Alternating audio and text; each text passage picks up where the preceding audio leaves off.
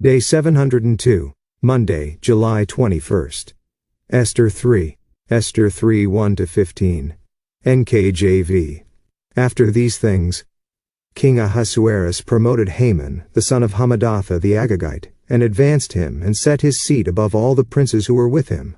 And all the king's servants who were within the king's gate bowed and paid homage to Haman, for so the king had commanded concerning him. But Mordecai would not bow or pay homage. Then the king's servants who were within the king's gate said to Mordecai, "Why do you transgress the king's command?"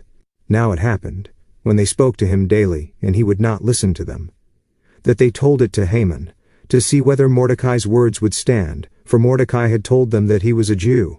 When Haman saw that Mordecai did not bow or pay him homage, Haman was filled with wrath, but he disdained to lay hands on Mordecai alone, for they had told him of the people of Mordecai. Instead, Haman sought to destroy all the Jews who were throughout the whole kingdom of Ahasuerus, the people of Mordecai. In the first month, which is the month of Nisan, in the 12th year of King Ahasuerus, they cast pur, that is, the lot, before Haman to determine the day and the month, until it fell on the 12th month, which is the month of Adar.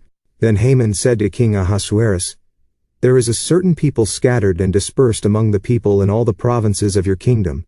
Their laws are different from all other peoples, and they do not keep the king's laws. Therefore it is not fitting for the king to let them remain.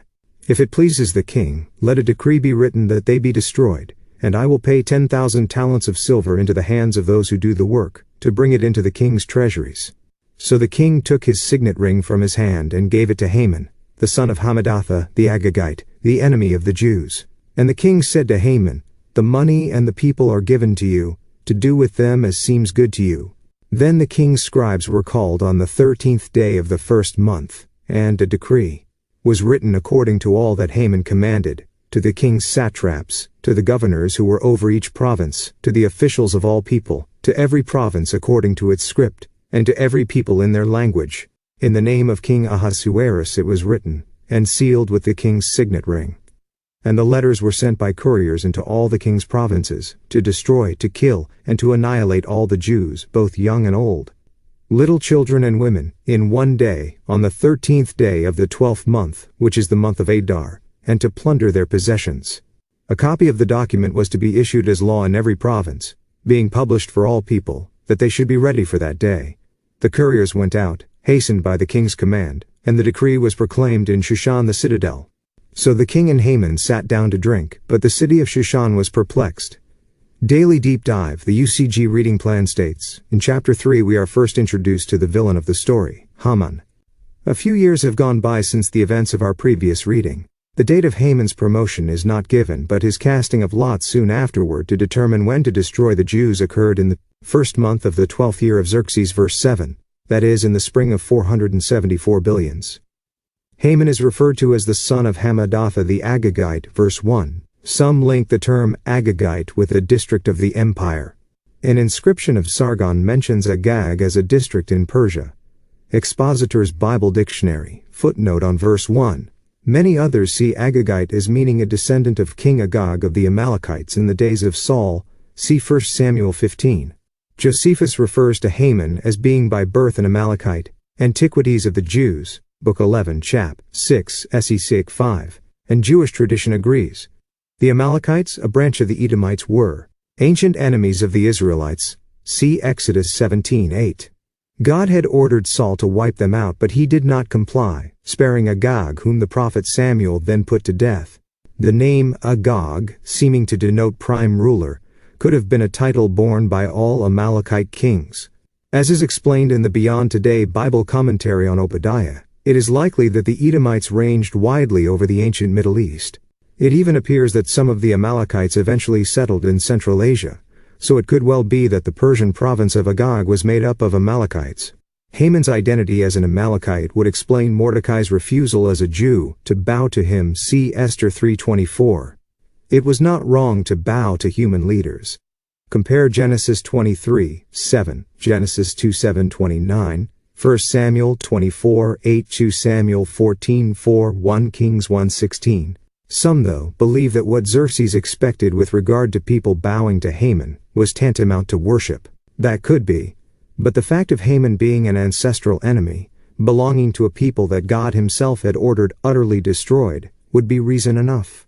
The expositor's Bible commentary states, the most probable reason was, as a Targum suggests, Mordecai's pride. No self-respecting Benjaminite would bow before a descendant of the ancient Amalekite enemy of the Jews. Note on Esther 3:2-4.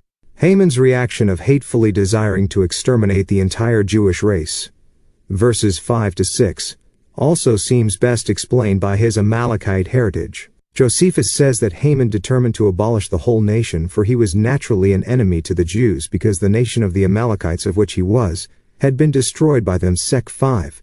This would make the issue one of revenge.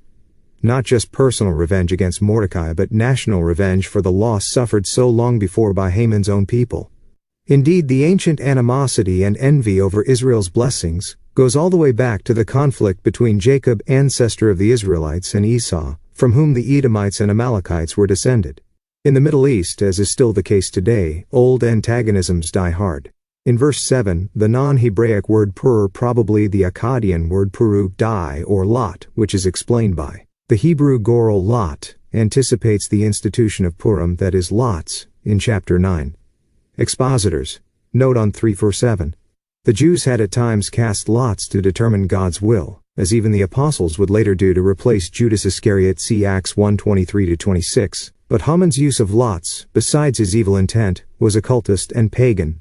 The fact that the lot was cast at the beginning of the year to determine the best time to destroy the Jewish people fits with the culture of the day. The Babylonian religion maintained that the gods gathered at the beginning of each year to establish the destiny of human beings. Nelson Study Bible. Note on verse 7. Verse 8 gives us Haman's accusation against the Jews, though he does not name them up front, and perhaps he never did name them. Shmuley Boteach, a Jewish rabbi, wrote the following in a recent WorldNet Daily column. For 2,000 years, Jews have asked themselves the question, and an increasing number of Americans are now asking, why do they hate us? Is it possible that the underlying causes of anti-Semitism are similar to the underlying causes of anti-Americanism? When I lived in Oxford, I heard all kinds of academic theories proffered as to the cause of anti-Semitism, but few seemed as straightforward as the reason given by the first documented, genocidal anti-Semite, the biblical Hitler, Haman.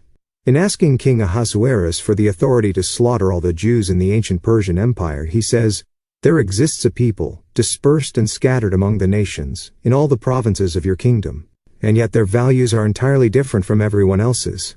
Jewish singularity, Jewish peculiarity, a refusal to blend in and be like everybody else is what foments hatred in Haman's breast.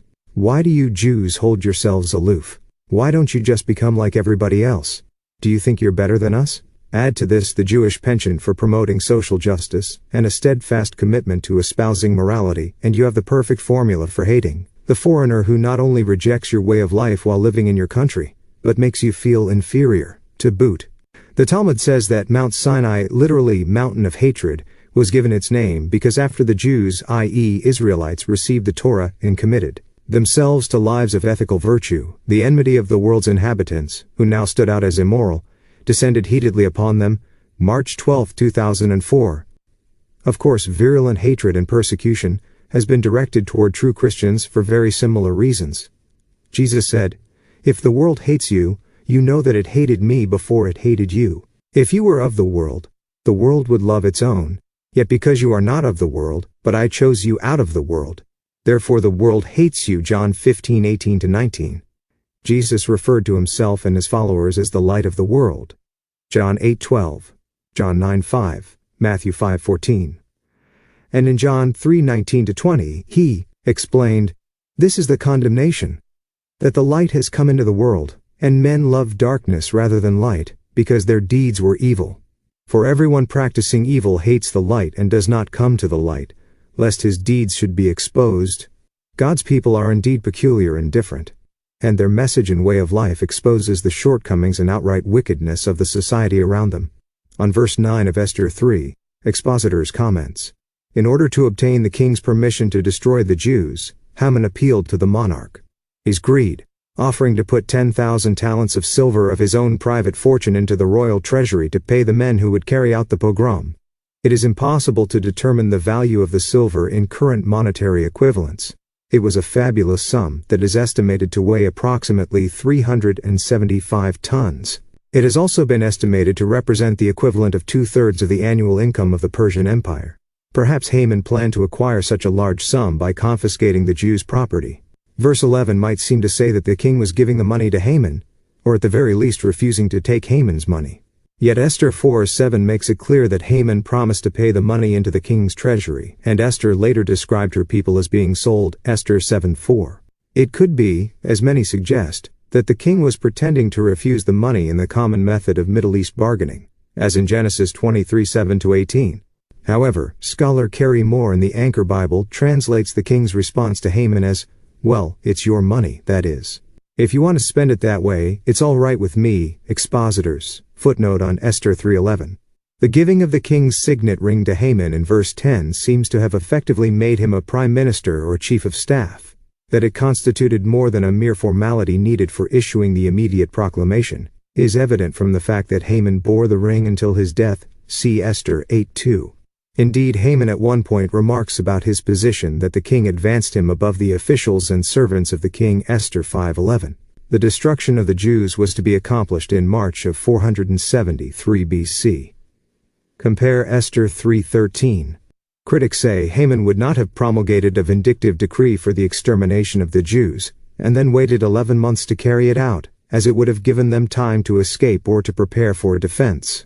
One commentator says Haman resorted to casting the lot to determine a propitious day for carrying out his slaughter, and had such confidence in the power of magical decisions that premature publication would not change the Jews' fate.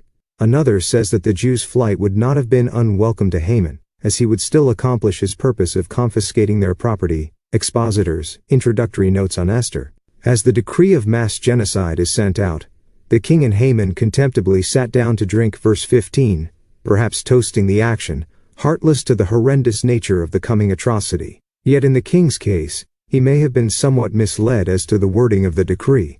Having placed complete trust in Haman, he may not even have realized that the Jews were the ones condemned, or, if he did, that all of them were to be destroyed, especially given his later honoring of Mordecai. We do see in verse 15 that at least the people, at the capital of Susa or Shushan, did not relish what was happening. They were utterly bewildered at this order. It was certainly not typical of Persian rule, which was normally characterized by cultural pluralism and mild treatment of conquered peoples. Indeed, we may be sure that there were evil spiritual forces working behind the scene in an attempt to eradicate the Jewish people through whom the redemption of all mankind would eventually come. But God's great plan will not be thwarted. End.